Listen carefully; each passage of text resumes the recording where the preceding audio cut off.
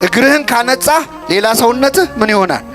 ንጹህ ይሆናል አለውና አምላካችን ኢየሱስ ክርስቶስ የ12ቱንም ሐዋርያት እግር አጠበ። የ12ቱ ሐዋርያት እግር ታጥቦ ምን አደረገ ካላችሁ ዓለምን ዞሮ አስተማራ። ጌታ ባጠበው እግር ዓለምን ዞረው አስተማሩበት። የታጠበ እግር ስራ ይሰራል። አሁን እኛ ስራ መስራት የሚያቅተን እግራችን ምን ስላላለ ነው። እንግዲህ ጌታ መቼስ ያጠበው ሐዋርያትን ነው፣ ቅዱሳንን ነው አይደል? አባ ቢሾይም ገዳም ብለው የመጡት ሰዎች ክፉ ሰዎችን ማጠብስ በረከት አለው። አሁን እንደውኛ በእኛ ህይወት በእነዚህ አባቶች ታጥበን መቅሰፍት አይሆንብንም? እርግጠኛ ነኝ እዚህ መሃል ላለመታጠብ ያመለጣችሁ ሰዎች አላችሁ አይደል? የሸሻችሁ ሰዎች አላችሁ። ለምን እንደኛ አይነቱ የረከሰ ሰው እንዴት እንደዚህ ባሉ አባቶች ይታጠባል ብለን? የሚገርማችሁ እግዚአብሔር የእነሱን እምነት ንጽህና አይቶ እንደውም በረከቱ ለእኛ ሊተርፈን ይችላል።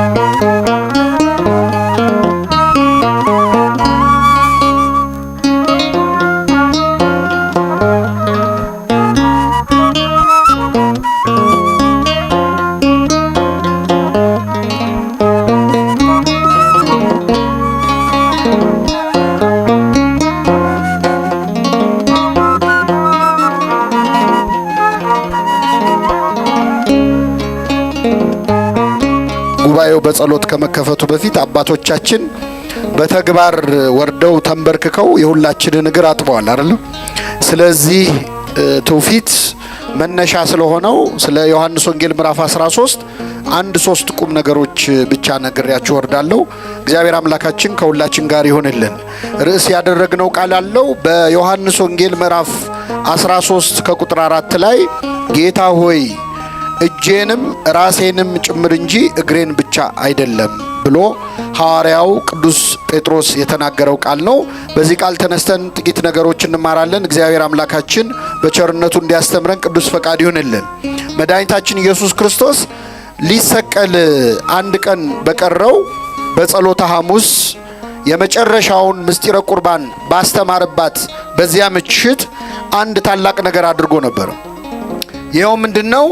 አምላካችን ኢየሱስ ክርስቶስ ማበሻ ጨርቅ አነሳ፣ በእጆቹ ላይ አደረገ፣ ተንበርክኮ የ12ቱን ሐዋርያት እግር በታላቅ ትሕትና አጠበ። እንደውም አባቶቻችን እንደሚነግሩን ክርስቶስ እግር አጠባውን የጀመረው የይሁዳን እግር ከማጠብ ነው። የማንን እግር? የይሁዳን እግር። ልብ አድርጉ። ይሁዳ ረቡዕ ዕለት ክርስቶስን አሳልፎ ለመሸጥ ከአይሁድ ጋር ተነጋግሮ ተስማምቶ ጨርሷል። ረቡዕ ሊሸጠው ገንዘብ ተስማምቶ ተነጋግሮ የመጣውን የይሁዳን እግር ክርስቶስ ተንበርክኮ አጠበ። በዚህ እግር ሄዶ ነው ከአይሁድ ጋር ተስማምቶ ክርስቶስን ለሞት አሳልፎ ሊሰጥ የመጣው። ነገም ደግሞ በዚህ እግር ሄዶ ነው አይሁድን እየመራ ክርስቶስን የሚያስይዘው። ልብ አድርጉ። ይህንን ክርስቶስ ያውቃል አያውቅም? ያውቃል። እያወቀ ተንበርክኮ የይሁዳን እግር አጠበ፣ የሌሎቹንም ደቀ መዛሙርትን እግር አጠበ። ክርስቶስ እግር ማጠቡ በጣም አስደናቂ ነገር ነው። አምላክ ነው። ልብ አድርጉ። በሰማይ ያሉት ቅዱሳን መላእክቱ ኪሩቤልና ሱራፌል ቅዱስ ቅዱስ እያሉ ሲያመሰግኑት በሁለት ክንፋቸው ፊታቸውን ይሸፍናሉ፣ በሁለት ክንፋቸው እግራቸውን ይሸፍናሉ፣ በሁለት ክንፋቸው ይበራሉ፣ የመስቀል ምልክት ይሰራሉ። አንተ ፊት መቆም አይገባንም ብለው መላእክት እግራቸውን የሚሸፍኑለት አምላክ ተንበርክኮ የደቀ መዛሙርቱን እግር ምን አደረገ? አጠበ። ይሄ ምን ይደንቃል። ቅዱስ ኤፍሬም ሶርያዊ ምን ይላል? እግር አጠበ ሲባል ሰምታችሁ አትደነቁ። እርግጥ ነው የሐዋርያቱን እግር አጥቧል፣ በማግስቱ ግን ዓለምን በደሙ አጥቦ የለው ይላል። ከውሃ ማጠብ በላይ የሚገርመው በምን ማጠብ ነው? በደም ነው። በማግስቱ በደሙ አምላካችን ኢየሱስ ክርስቶስ ዓለሙን ሁሉ አጥቦታል። እና ይህን ባደረገበት ቀን ከደቀ መዛሙርቱ መካከል ቅዱስ ጴጥሮስ ጋር ሲደርስ እግሩን ሊያጥበው ሲል ጴጥሮስ በፍጹም አለ፣ ጌታ ሆይ የኔን እግር አንተ አታጥብም አለ። ከኔ ጋር ናችሁ ምእመናን? እግዚአብሔር ከሁላችን ጋር ይሁን። ጌታ ሆይ የኔን እግር ምን አትልም ለዘላለም አታጥብም አለ። እንግዲህ ጴጥሮስ ስሜታዊ ሐዋርያ ነው። አንድ ጊዜ ይወስናል፣ መልሶ ሐሳቡን ይቀይራል። ጌታ ሆይ ለዘላለም የኔን እግር አታጥብም አለው። ይህን ጊዜ ክርስቶስ ምን አለው? እግርህን ካላጠብኩ ከኔ ጋር እድል ፈንታ የለህም አለው። ይህንን ሲለው ጴጥሮስ መልሶ ምን አለ? ጌታ ሆይ እግሬን ብቻ አይደለም አለ፣ ራሴንና እጄንም ጨምረህ ምን በለኝ እጠበኝ አለ። አይ የታጠበ እግሩን ከታጠበ ሌላ መታጠብ አያስፈልገውም አለው። ይህ በውስጡ በጣም ምስጢራዊ ትርጓሜ ያለው ነው። ግን አንድ ነገር ብቻ ልንገራችሁ። ቅዱስ ጴጥሮስ ምን አለ? ጌታ ሆይ እግሬን ብቻ ሳይሆን ራሴንም እጄንም። አሁን ቅድም አባቶቻችን እግራችንን ሲያጥቡን እኔ ይሄንን ጥቅስ እያሰብኩት ነበረ። አሁን መታጠብ ያለበት በእውነት እግራችን ብቻ ነው? እንደው ከመጡ አይቀር ገዳማውያን ከመጡ አይቀር አባቶቻችን ዛሬ የሚያጥቡት አካል የለንም? ሌላ አለን። የመጀመሪያ እጃችን ነው። ጴጥሮስ እንዳለው ወደ ክፉ የምንሰደው ደም የምናፈስበት ሰው ላይ የምንጠቁምበት ሌላ ኃጢአት የምንሰራበት እጃችን ነው። ሁለተኛ ግን ጭንቅላታችን ነው፣ ራሳችን ነው። ራሴንም ምን በለኝ አለ እጠበኝ አለ። ራስን መታጠብ ማለት ምን ማለት? ህሊናችን የቆሸሸበት ዘመን እኮ ነው። የዋህነታችንን ያጣንበት ዘመን ነው። በጭንቅላታችን ውስጥ የማይመላለስ ክፉ ሐሳብ የለም። እና የጴጥሮስ ጸሎት የዋዛ ጸሎት አይደለም። ጌታ ሆይ እግሬን ብቻ አይደለም ራሴንም እጄንም እጠበኝ አለ። ይህን ጊዜ ክርስቶስ ምን አለው? የታጠበ እግሩን ከመታጠብ በቀር ሌላ አያስፈልገውም አለ። ምኑን ከመታጠብ በቀር? እግሩን ከመታጠብ ማለት ምን ማለት ነው? ሰው እግሩን ከሰበሰበ ከብዙ ነገር ይሰበሰባል ማለት ነው። እግርህን ካነጻህ ሌላ ሰውነትህ ምን ይሆናል? ንጹህ ይሆናል አለው። እና አምላካችን ኢየሱስ ክርስቶስ የ12ቱንም ሐዋርያት እግር አጠበ። የ12ቱ ሐዋርያት እግር ታጥቦ ምን አደረገ ካላችሁ ዓለምን ዞሮ አስተማራ። ጌታ ባጠበው እግር ዓለምን ዞረው አስተማሩበት። የታጠበ እግር ስራ ይሰራል። አሁን እኛ ስራ መስራት የሚያቅተን እግራችን ምን ስላላለ ነው? ስላልታጠበ ነው። ለሐዋርያቱ የሰጠውን ንጽህና አምላካችን ለሁላችን ያድለን። አባቶቻችን ይህን ትውፊት ነው ተንበርክከው የእኛን የኃጢአተኞቹን እግር ያጠቡት። ምን ፈልገው ነው ያጠቡት? ልብ አድርጉ። ዛሬ ተንበርክከው በዚህ በከተማ የምንኖረውን ክፉ ስራ የምንሰራውን በምግባራችን የረከስነውን የእኛን እግር ገዳማውያኑ አባቶች ተንበርክከው አጠቡ። ምን ፈልገው ነው? ኃጢአተኛን ሰው ማጠብ፣ ኃጢአተኛን ሰው ተንበርክኮ እግሩን ማበስ ክርስቶስን ራሱን ማበስ ነው። በቤተ ክርስቲያናችን ቅዱስ ቢሾይ የሚባል አንድ ጻድቅ አባት አለ። ከኔ ጋር ናችሁ? ቅዱስ ማን አልኳችሁ? አባ ቢሾይ በገዳም ሳለ የመጣ የሄደውን ሰው እግር ከማጠብ ውጭ ሌላ ስራ የለውም ነበር። ትምህርት አይማርም፣ መጽሐፍ አያነብም። ስራው ጠዋት ይመጣል፣ ገዳሙን ሊሳለሙ የሚመጡ ሰዎችን እግር ያጥባል። እንደውም አሁንም ድረስ እዛው ገዳም ውስጥ የአባ ቢሾይ ገዳም ውስጥ ጉድጓዷ አለች። አሁንም ድረስ እግር ያጥብባት ነበር እና እግር ያጥባል። ከዛ ያጠባቸውን ሰዎች እግር ይስማል። ሁልጊዜ ይህንን ነው የሚያደርገው። ከዚህ ውጭ ሌላ በረከትም አልፈለገም። ክርስቶስን እንደማጠብ ነው የሚቆጥረው። እና አንድ ቀን ምን ገጠመው መሰላችሁ? እግር እያጠበ እያለ አጥቦ ሲጨርስ በስርዓተ ቤተ ክርስቲያን ያጠቡ ሰዎች ያጠቡትን ሰው እግር ምን ይላሉ? አጎንብሰው ይስማሉ። እና አባ ቢሾይ አጎንብሶ ያጠበውን ሰው የእግር ሊስም ሲል እግሩ ላይ በሚስማር የተቸነከረ ቁስል ተመለከተ። የዚያ ሰው እግሩ የተቸነከረ እግር ነው። ማን ነው ማለት ነው? መድኃኒታችን ኢየሱስ ክርስቶስ ነው። ቀና ብሎ ሲያየው ክርስቶስ ነው። ጌታዬ ብሎ ሲያለቅስ ጌታችን ተሰወረው። ያን ቀን ያጠበው ሌላ እንግዳ መስሎት መድኃኒታችን ኢየሱስ ክርስቶስ ነው። ከነዚህ ከድሆች መካከል ለአንዱ ካደረጋችሁት ለማን አደረጋችሁት ብሎ ለእኔ ስላለ ክርስቶስ ራሱ መጥቶ እግሩን ታጥቧል ማለት። አሁን የክርስቶስን እግር እጣቢ ብታገኙት ምን ታደርጉታላችሁ? እስቲ ንገሩ። አንጠጣው? አባ ቢሾይ ይህንን ያደረገው አነሳና መጠጣት ጀመረ። እየጠጣ እያለ ደቀ መዝሙሩ መጣ፣ ተማሪው ረዱ መጣ። ሲያየው እግር እጣቢ እየጠጣ ነው። ደነገጠ። እንዴ ምን ነክቶ ነው? ማጠብ ሳያንስ ጭራሽ እግር እጣቢ መጠጣት ጀመርክ ብሎ ቀፈፈው።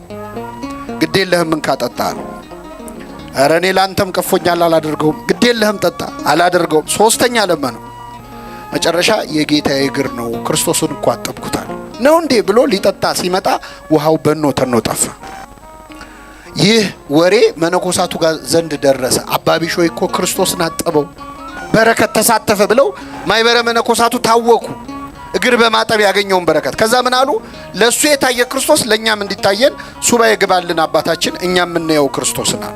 የክርስቶስን ፊቱን ለማየት ያብቃል። የሱን ፊት ያየ እኮ የዓለምን መከራ ይረሳል። ታውቃላችሁ። ሰው በዚህ ምድር ላይ ብዙ ስቃይ አይቶ ሲሞት ለመጀመሪያ ጊዜ ጌታውን ፊቱን ሲያየው ዓለም ላይ ያየው መከራ ትንሽ ይሆንበታል፣ ይረሳዋል። እና እነው ፊቱን ልናይ እንፈልጋለን አሉ። ከዛ አባ ቢሾይ እባክህ ለኔ ለኃጢአተኛው እንደታየ ለሌሎችም አባቶቼ ለመነኮሳት እባክህ ራስህን ግለጥ ብሎ ለመነው። ሲለምነው ጌታችን ምን አለው? እሁድ ዕለት ተራራ ጫፍ ላይ ወጥተው ይጠብቁኝ እገለጥላቸዋለሁ። እሺ አሉ። ማይበረ መነኮሳት ታጥበው ታጥነው ንጹህ ለብሰው ሰውነታቸውን አንጽተው ሰግደው ጾመው ጸልየው እሁድ ዕለት በማለዳ ተራራ ጫፍ ላይ ክርስቶስን ሊያዩት መንገድ ጀመሩ። አሁን ሁሉም እየወጡ እያለ አንድ ደሃ ሰው ከዛ ተራራ በታች ቁስል በቁስል የሆነ በቁስል የተወረሰ ወድቆ እባካችሁ እኔም ጌታዬን ወጥቼ ልየው እባካችሁ ውሰዱኝ ብሎ መለመን ጀመረ። ከዛ ሲያዩት እንዴ አንተን ተሸክመን ቀርቶ ተራራው ከባድ ነው አንችልም አሉ። አባ ቢሾይ ግን ይሄ ደሃ ጌታውን ሊያይ ይገባዋል፣ ምናልባት የሚፈውሰው ይሆናል ብሎ ያንን ደሃ ተሸክሞ ያንን ተራራ መውጣት ጀመረ። ከኔ ጋር ናችሁ? ያን ተራራ አባ ቢሾይ ሲወጣ የዚያ ሰውዬ ክብደቱ እየጨመረ መጣ። እንዴ የሰውዬ ኪሎ እየጨመረ ነው እንደሚሄደው ብሎ ቀና ብሎ ሲመለከተው ራሱ ክርስቶስ ነው። ለሁለተኛ ጊዜ እድል አግኝተው እነዛ መነኮሳት ክርስቶስን ጥለውት አልፈዋል። ክርስቶስን ቤተ ክርስቲያን በር ላይ ካለው ደሃ ጋር ካላገኘኸው ቤተ መቅደስ ውስጥ ገብተህ ልታገኘው አትችልም ያለው ቅዱስ ዮሐንስ አፈወርቅ ይህንን ነው። ስለዚህ አባቶቻችን ዛሬ ይሄ ስለገባቸው አጎንብሰው ተንበርክከው የእኛን እግር አጥበዋል። የእነሱ እግር አጠባ በእውነት እግራችንን ብቻ ሳይሆን ራሳችንን ሕሊናችንን የሚያነጻ ያድርግልን። ባልታጠበ እግር ብዙ ሄደናል አይደለም? እየሰማችሁ ነው? ባልታጠበ እግር ብዙ ኳትነናል፣ ብዙ ነገር ሄደናል። በሐዋርያት እግር መታጠብ ምክንያት ዓለም ምን እንዳገኘ ታውቃላችሁና የአባቶቻችን በረከት ለሁላችን ይደርብን። አንድ ነገር ልጨምርላችሁና ልውረድ። አባቶቻችን እንግዲህ ጌታ መቼስ ያጠበው ሐዋርያትን ነው፣ ቅዱሳንን ነው አይደል? አባ ቢሾይም ገዳም ብለው የመጡት ሰዎች ክፉ ሰዎችን ማጠብስ በረከት አለው? አሁን እንደውኛ በእኛ ህይወት በእነዚህ አባቶች ታጥበን መቅሰፍት አይሆንብንም? እርግጠኛ ነኝ እዚህ መሀል ላለመታጠብ ያመለጣችሁ ሰዎች አላችሁ አይደል? የሸሻችሁ ሰዎች አላችሁ። ለምን እንደኛ አይነቱ የረከሰ ሰው እንዴት እንደዚህ ባሉ አባቶች ይታጠባል ብለው? የሚገርማችሁ እግዚአብሔር የእነሱን እምነት ንጽህና አይቶ እንደውም በረከቱ ለእኛ ሊተርፈን ይችላል። በዚህ በመጽሐፈ ስንክሳር ላይ አንድ አስከናፍር የሚባል ሰው ታሪክ ተጽፏል። እና አስከናፍር በጣም ባለጸጋ ነው፣ ባለ ሀብት ነው። ቤቱ ካህናት እያመጣ መነኮሳት እያመጣ ያበላል፣ ያጠጣል፣ ይባረካል በዛ። እና 13 ሌቦች ምን ያስባሉ? ይሄን ሰውዬ ገብተን ለምን አንዘርፈውም ብለው ይመካከራሉ። እና ቤቱ በጣም በደህና አጥር የታጠረ በጥበቃ የተጠበቀ ቤት ነው። ለመግባት የግድ መነኩሴ መምሰል አለብን ብለው 13 መነኮሳት ቆብ ደፍተው፣ መቼስ ከመርካቶም ይገዛል አይደል? ለብሰው ከገበያ ቆብ ደፍተው ወደሱ ቤት መጡ። ስንት መነኮሳት አልኳችሁ? አስከናፍር ገና ሲያያቸው ጌታ ከነ ሐዋርያቱ ወደ ቤት የመጣ አለ። ጌታ ከነ ሐዋርያቱ ወደ ቤት የመጣ ዛሬ ልባረክ ነዋል። ከዛ ገቡ አስገባቸው። የ13ቱንም እግር አጠበ። የ13 ሌቦች እነሱ እኮ ገዳም ሄደው ገለው ነው መነኮሳት ዘርፈው ልብስ ገፋው የመጡት የለበሱት። እነዚህ ነፍሰ ገዳዮች አስከናፍር አጠበ። ከዛ ምን ብሎ አሰበ? አንድ ሰውነቱ ሽባ የሆነ ልጅ አለው እና ልጄ ዛሬ ያልተፈወሰ መቼም አይፈወስም ማለት። ስለዚህ የእነዚህን መነኮሳት እግር እጣቢ ወስዶ ያ በሽተኛ ላይ ሲደፋበት ያ ሽባ ልጅ ተፈወሰ፣ ተነሳ ካልጋው ማለት። ከዛ አስከናፍር እነዚህ መነኮሳት እግር ስር ተደፍቶ ጌቶች ሆይ ብሎ አመሰገናቸው። ምን ነው አሉት? አይ ልጄን ፈወሳችሁት በእግራችሁ እጣቢ። ደነገጡ። አረኛ ሌቦች ነን አሉ። አረኛ ወንበዴዎች ነን አሉት። በቃ ሁኔታውን ሲያዩ የምርም ሽባው ልጅ መጥቶ ቆመ ካጠገባቸው። አረኛ ሌቦች ነን ሲሉት ሌብነቱ ቀልዱን ተውትና ባይሆን ከናንተ መሃል ጌታ የትኛው እንደሆነ አሳዩኛል። 12ታችሁ ሐዋርያት ናችሁ፣ አንዱ ግን ጌታ ነው፣ እንደው ሊያው እስቲ እሱን አለ። መጨረሻ ላይ በስንት መከራ አሳመኑት ሌቦች መሆናቸውንና አውጥተው የያዙትን መሳሪያ አሳዩት። በዚህ ልቡ ተነካ። ከዛ ይህን ጊዜ ምን አሉ? የተፈወሰውን ሰው ሲያዩ የውሸት መነኩስ የሆነን እግዚአብሔር በእኛ ስራ ከሰራ የእውነት ምን መነኩስ ምን ሊሰራ ነው አሉ። ከዛ ስንቅ ሰጣቸው። መሳሪያቸውን ትተው 13ቱ ወንበዴዎች ወደ ገዳም ገቡ ማለት ነው። በረከታቸውን ያሳድርብን። ይህን ለምንድን ነው ያነሳሁት? አይደለም በእውነት ወንበዴ ራሱ ታጥቦ በረከት ሊገኝበት ይችላል አይችልም? ይችላል። አባቶቻችን ይህን ትሕትና አስበው ነው እንግዲህ ዋልድባ ከዋልድባ የመጣ ሰው የኛን እግር ማጠብ የዋዛ ነገር ስላልሆነ ነው እንደው ሌላ ነገር ለመናገር ራሱ የከበደኝ ማለት ነው። የእነዚህ አባቶችን በረከት መቀበል እነሱ ትልቅ ጸጋ ያገኛሉ። የአስከናፍርን ጸጋ ያገኛሉ። ሌቦቹን፣ ወንበዴዎቹን፣ ኃጢአተኞቹን አጥበው ትልቅ በረከት ያገኙበታል። ዋልድባ ለኢትዮጵያ ምን እንደሆነች መቼስ አልነግራችሁም። ኢትዮጵያ ስጋ ብትሆን ዋልድባ ነፍሷ ነው። የኢትዮጵያ ነፍስ ነው። እዛ ቦታ ላይ የሚጸለየው ጸሎት፣ እዛ ቦታ ላይ ያለው ምናኔ ዓለም ላይ በነገራችን ላይ በዋልድባ ደረጃ ያለ ምናኔ ያለበት የትም ሀገር የለም። ግብፃውያን እንኳን መቼስ ካፋችን የማይጠፉት ግብጾች ምንላቸው እንኳን ምናኔያቸውን ድጋሚ ያስተካከሉት የእኛን መነኮሳት ተጋድሎ ተመልክተው። ስለዚህ እኛ ሄደን ደጅ ልንጠናው የሚገባው ታላቅ ገዳም ዛሬ እኛን ደጅ ሊጠና መጥቷል። እኛ ልንባረክበት እዛ ድረስ መገስገስ ሲገባን አባቶቻችን ወደኛ ወርደው በትህትና ከዓለም ሰዎች ጋር ተቀላቅለው የእኛን እግር አጥበው እስቲኑ ተባረኩ፣ መቼስ እናንተ አትመጡም እኛ እንምጣ ብለው እኮ ነው። አይገርም? እናንተ መቼስ አትመጡም እኛ እንምጣ ብለው